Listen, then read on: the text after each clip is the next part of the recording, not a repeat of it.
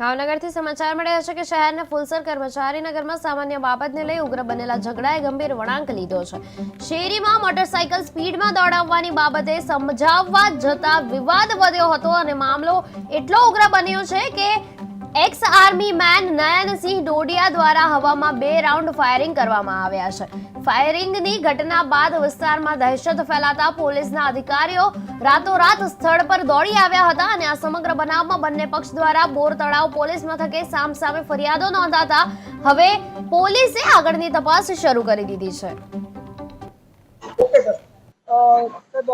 કર્મચારીનગર વિસ્તારની અંદર ફાયરિંગની બનાવ બન્યો છે, શું કહેશો?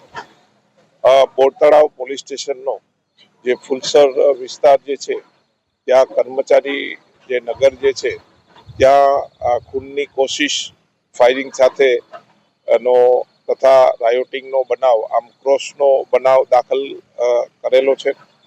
જેની હકીકત એવી છે કે નયનસિંહ ડોડિયા જે છે એ એક્સ આર્મી મેન છે અને તે આ જ સોસાયટીમાં જે છે રહે છે અને સામે પક્ષે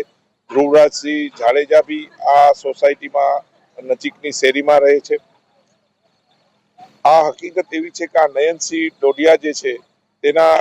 ઘરેથી જે આ ધ્રુવરાજસિંહનો નાનો ભાઈ સૂર્યદીપસિંહ અવારનવાર બાઇક લઈને જતા હોય તેનું મન દુઃખ રાખી આ નયનસિંહ ડોડિયા દ્વારા તેના પરિવારના સભ્યોને જઈ અને આવું નહીં કરવા માટે સમજાવતા